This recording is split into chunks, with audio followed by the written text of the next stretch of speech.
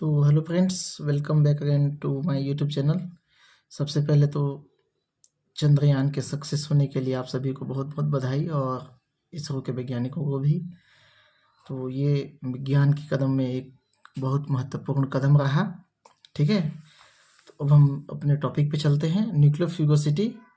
न्यूक्लियोफ्यूगोसिटी कहने का मतलब क्या होता है कि साधारणतः न्यूक्लियोफाइल जो होता है या तो सब्स्टिट्यूशन रिएक्शन में या फिर एलिमिनेशन रिएक्शन में, ठीक है, उसमें क्या होता है, सब्स्टिट्यूशन रिएक्शन में क्या होता है कि एक न्यूक्लियोफाइल जो है किसी सबस्ट्रेट पे अटैक करता है, और एलिमिनेशन रिएक्शन में क्या होता है कि कोई बेस जो है आके अटैक करेगा और वहाँ से एलिमिनेशन रिएक्शन होगा। दोनों का एग्जाम्पल देखेंगे अपन, ठीक है।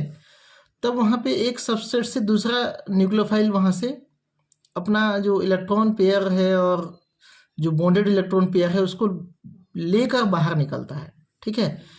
यहाँ इलेक्ट्रॉन पेयर को लेकर अलग होने, यह जो इलेक्ट्रॉन पेयर को लेकर जो अलग होने वाला ग्रुप होगा वो न्यूक्लियोफ्यूगस ग्रुप कहलाया जाएगा, ठीक है।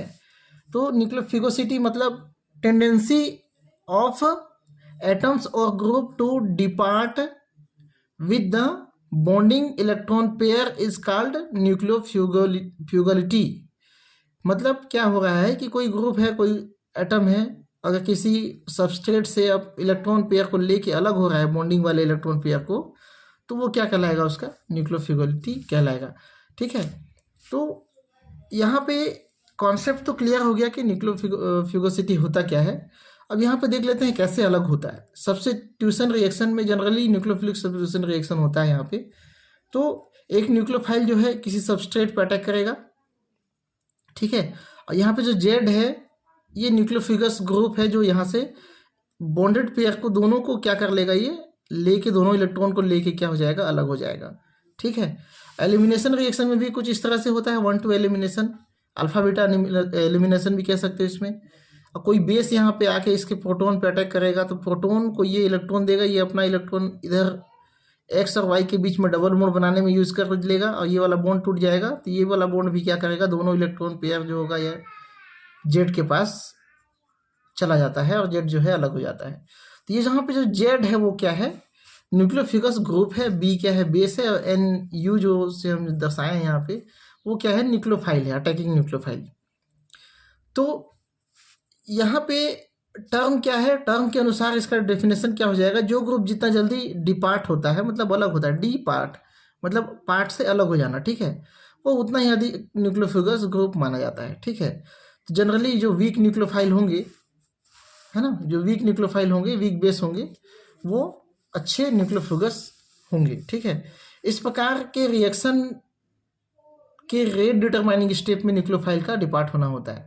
देखो ये जो क्लोरीन जो निकलेगा यहाँ पे, इस कार्बोनिल सब्स्टिट्यूशन रिएक्शन का जो एग्जांपल हमने लिया है, वहाँ पे क्लोरीन जो निकलेगा, ये वाला रेट क्या स्टेप क्या होगा, रेट डिटरमाइनिंग स्टेप होगा ये, ठीक है, रेट डिटरमाइनिंग स्टेप होगा ये। अटैकिंग वाला नहीं होता, बल्कि रेट डिटरमाइनिंग स्टेप क्या होता है, एक कॉम्प्लेक्स जो बनता है एक्साइटेड कॉम्प्लेक्स, उससे जो क्लोरीन का निकलना होगा या फिर किसी न्यूक्लियोफाइल का निकलना होगा, वो क्या कहलाएगा, रेट डिटरमाइनिंग स्टेप कहलाएगा, ठीक है। तो यहाँ पे हमने ले लिया एग्जांपल कार्बोनिल सब्स्टिट्यूशन का, जिसमें कि क्लोरीन का रिप्लेसमेंट हो रहा है, या फिर कह सकते हो इसका डिपार्ट हो रहा है किसके द्वारा, OH के द्वारा। तो सबसे पहले तो ये एक्टिवेटेड कॉम्प्लेक्स बनता है ना, ये क्या है, एक तरह से अस्थायी संकुल है, ठीक है, जो कि बाद में क्लोरीन को क्लोराइड के रूप में बाहर निकाल के स्टेबल हो जाता है, ठीक है। अब आते हैं एरोमेटिक सब्स्टिट्यूशन में। एरोमेटिक सब्स्टिट्यूशन में कोई एरोमेटिक कंपाउंड ले लेते हैं, जैसे क्लोरोबेंजीन है, क्लोरोबेंजीन में हाइड्रोक्सिल ग्रुप का अटैक होगा, तो यहाँ फिर से क्या होगा, एक तरह से एक्टिवेटेड कॉम्प्लेक्स बनेगा जो कि इस तरह से फिनॉल देगा, ठीक है, फिनॉल देगा तो वहाँ पे क्लोरीन न्यूक्लियोफाइल वहाँ से अलग हो जाता है, ठीक है। तो जो स्ट्रॉन्ग न्यूक्लियोफाइल है वो क्या करेगा, अटैक करेगा, और वीक न्यूक्लियोफाइल क्या करेगा, बाहर आ जाएगा। तो यहाँ पे टेंडेंसी क्या होनी चाहिए, इसका स्ट्रॉन्ग बॉन्ड बनाने की होनी चाहिए। जो अटैकिंग न्यूक्लियोफाइल वो क्या करेगा, स्ट्रॉन्ग बॉन्ड बनाएगा, और जो कमजोर बॉन्ड वाला न्यूक्लियोफाइल है, कमजोर बॉन्डेड न्यूक्लियोफाइल है, वो क्या हो जाता है, यहाँ पे डिपार्ट हो जाता है। अब ऑर्डर ऑफ लिविंग ग्रुप देख लेते हैं किस तरह का ऑर्डर दिखाता है। अगर हम पीरियड में देखें तो आयोडीन ये ग्रुप में है ना, ठीक है, ये ग्रुप में होता है। तो ग्रुप में क्या होता है, चार्ज डेंसिटी के आधार पर हम समझा सकते हैं। फ्लोरीन छोटा साइज है, इसके चारों ओर चार्ज डेंसिटी क्या होगी, काफ़ी ज़्यादा होगी। मतलब एक बैड लिविंग ग्रुप होगा, किसकी तुलना में, क्लोरीन की तुलना में। क्लोरीन का साइज थोड़ा बड़ा है, ब्रोमीन का साइज उससे भी बड़ा है, आयोडीन का साइज इन सबसे बड़ा है। तो यहाँ पे चार्ज का डिस्ट्रीब्यूशन क्या हो जाएगा, इक्वल इक्वल। अगर चार्ज का डिस्ट्रीब्यूशन देखें तो बहुत स्प्रेड होगा, फैला हुआ होगा, ठीक है। जबकि उनके बाहरी इलेक्ट्रॉन की संख्या क्या है, सेम है, 7 इलेक्ट्रॉन ही है इनके बाहरी ऑर्बिटल में, ठीक है जी।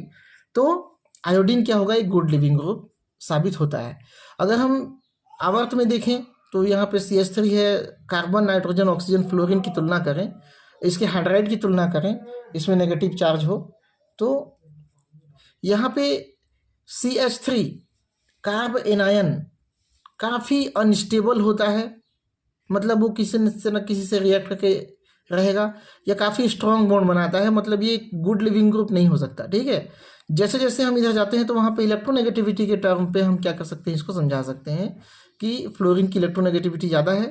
अब देखो यहाँ पे इलेक्ट्रॉन भी तो बढ़ते जा रहा है, ठीक है। ऑक्सीजन पे इलेक्ट्रॉन, यहाँ पे इलेक्ट्रॉन बाहरी ऑर्बिटल में 6 था, एक आया बाहर से 7 हो गया, ठीक है। यहाँ 8, 9, यहाँ पे क्या हो गया 10।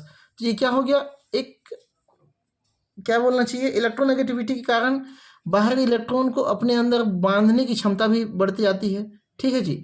तो यहाँ पे क्या होता है कि स्टेबिलिटी ऑर्डर क्या होता है, इधर लेफ्ट टू राइट जाने से घटता है, और ये गुड लिविंग ग्रुप साबित होता है, ठीक है।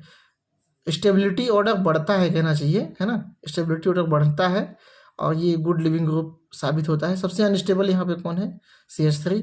तो CH3 अनस्टेबल होने के कारण ये गुड लिविंग ग्रुप नहीं होगा, ठीक है। इसी तरह से यहाँ पे देखो दोनों जगह ऑक्सीजन ऑक्सीजन है, लेकिन RCOO क्या है, ज़्यादा स्टेबल है, किससे, फिनॉक्साइड आयन से।